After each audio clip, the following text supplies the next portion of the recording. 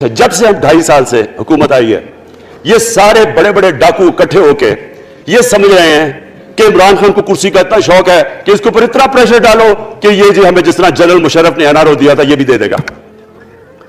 General Musharraf, फौज उसके नीचे, अदलिया उसके कंट्रोल में सारी। क्योंकि मैं इधर मेंबर पार्लियामेंट था, ऑपोजिशन ना होने के बराबर। जो ऑपोजिशन के अंदर जो मेन आदमी था फजल रहमान, वो उसके साथ मिला हुआ था, वो 2 नंबर हमेशा से था, राइट। और वो आदमी जिसके पीछे अमेरिका उनकी जंग लगा था, सब कुछ, वो इनके प्रेशर में आके इन दोनों को एनआरओ दिया। और इतना बड़ा इस मुल्क के ऊपर उसने जुर्म किया है। इन दोनों ने आके एनआरओ लेके दोनों हाथों से मुल्क लूटा। उसके बाद दोनों ने इस मुल्क के ऊपर 4 गुना ज्यादा कर्जा चढ़ाया है। स्पीकर साहब, 6,000 अरब से हमारा कर्जा जो टोटल लाइबिलिटीज 30,000 अरब पे पहुंचा दी। आज हमारे ऊपर क्या मसला है? हमें ये कर्जों की किस्तें देते हुए बेचारे लोगों के ऊपर बोझ डालना पड़ता है। ये जो महंगाई है इसके बाद मैं बाद में बात करता हूं, लेकिन मैं पहले ये बात कंप्लीट कर लूं। ये देखिए स्पीकर साहब, मैं ये 2.5 साल से तमाशे देख रहा हूं।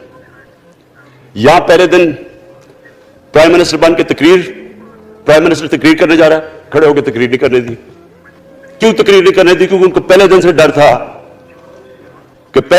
डर था कि ये हमारे जो करप्शन के केसेस ये माफ नहीं करेगा। करप्शन के केसेस हमने नहीं बनाए थे स्पीकर साहब, ये सारे इनके दौर के केसेस बने हुए इनके ऊपर। आपस में तो इनका मुख मुका था, अपना नैब का चेयरमैन आपस में मिलकर केसेस इनके बंद कर रहा है। अदलिया उस वक्त की अदलिया वो इनके हाथ में थी, इनको तो मसला ही कोई नहीं था।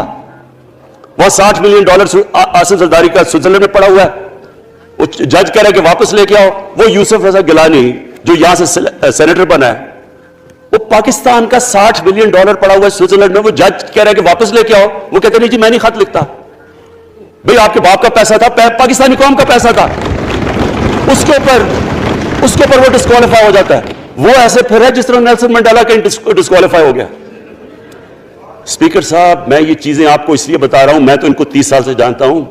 देखें, जब तक हम इस मुल्क में अपनी अखलाकियात ठीक नहीं करेंगे, मॉरल स्टैंडर्ड्स ठीक नहीं करेंगे, जब इस तरह के इलेक्शन होंगे कि खुल के पैसा चल रहा है और हम कहेंगे नहीं जी वो पटवारी क्यों पैसे लेता है, तो वो थानेदार क्यों पैसे लेता है, वो सरकारी नौकर, वो तो बेचारा जो निचला